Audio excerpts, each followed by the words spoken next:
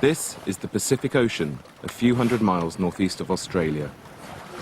Members of the Bougainville Revolutionary Army cram their boats with much-needed supplies of medicine and fuel and prepare to set off from the Solomon Islands for home. But first of all, there is a prayer for safe passage.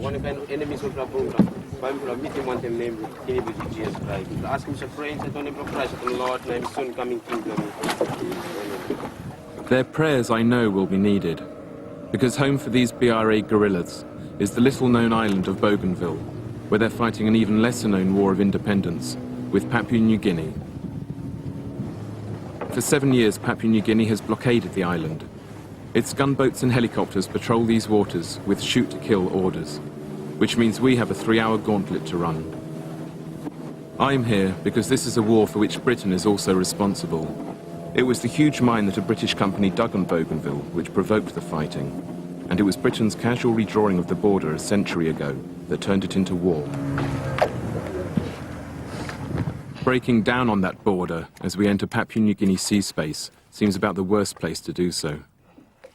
I scan the horizon for gunboats, knowing we're carrying so much fuel that just a stray bullet will be enough to fry us. The horizon, however, stays serene. This is a route that's cost many lives, yet it's Bougainville's only channel to the outside world. It is also the only way in to the longest and bloodiest conflict in the Pacific since World War II. Just as we near the island, the horizon loses its serenity.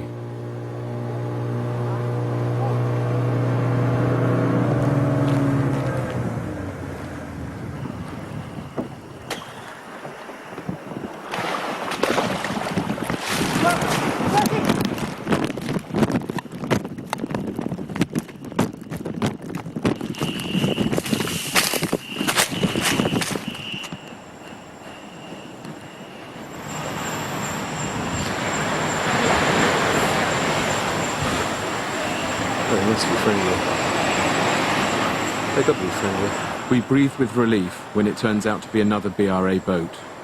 But at least I've had a tiny taste of what the Bougainvillians go through every day. This is the story of an unsung people who took on Papua New Guinea, Australia, and the biggest mining company in the world, who started by fighting helicopter gunships with bows and arrows, and have lost 1/10 of their population, and yet who managed to create what may be the world's first true eco-revolution.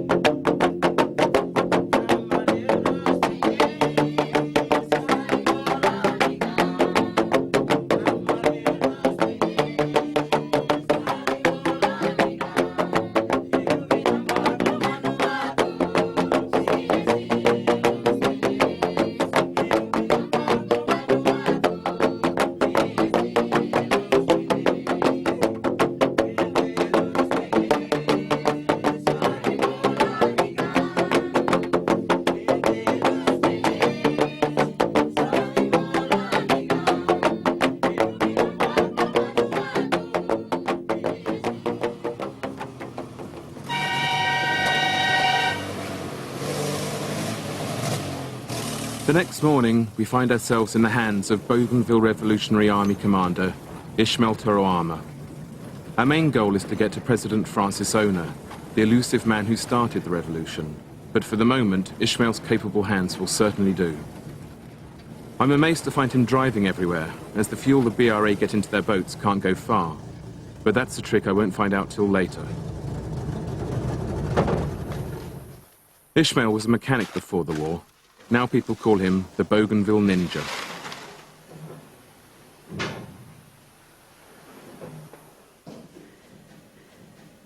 Makes my arms feel good. So I could handle the M60. Misa use him to plug gun. So now, so naglahan lo mi, time me cut this like in serium stop lo right, left hand ya. Nunap, hold him to mas gun. Tasol. Emi also 1 year tasol now, since me kiss him this like incident. I plus tanablo beach front, le mio sutimol maniet na oli tromem tripla M203 grenade oli launch mika mompla missimi number 2 missimi number 3 missimi number 4 one em kam pas lo handlo mi hanya oli nap chop him emi know what use emi been useless that's all just because if I believe lo one em something if lo fight long em emi help him if la I don't want to know. We're the first people ever to film Ishmael and his men, yet I don't get the feeling he really trusts us. His way of getting closer is a kind of baptism of fire, if gentler than those he gives both Papua New Guinea's soldiers and the men he's training on this patrol.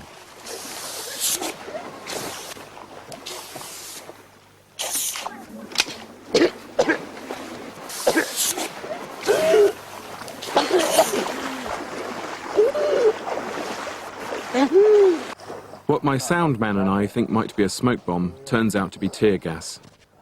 It's Ishmael's way of saying welcome, a short, sharp dose of Bougainvillian reality. After a good cough, cry and laugh together, he loosens up and radios for us to meet Francis Ona.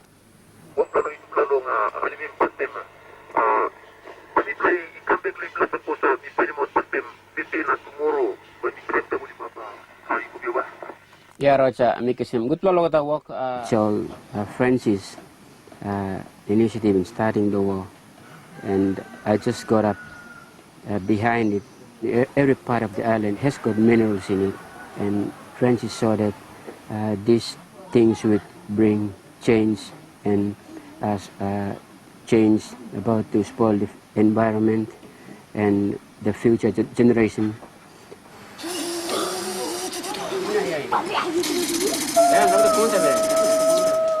But before we leave, Ishmael gets second thoughts about us seeing Francis. A makeshift generator has blown up one of our camera batteries while it was charging. Last night when I slept, God told me that tomorrow there will be something happening. And all of a sudden the battery blew up. I made up my mind to tell you that you will not go to Francis Ona. Otherwise you face some problems there because your battery blew up.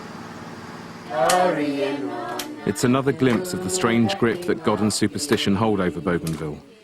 Since the boat trip in, I'm no longer inclined to laugh at superstition, but I explain that if TV crews read all the things that go wrong as bad omens, then the medium would cease to exist. Reluctantly, Ishmael concedes to our heathen ignorance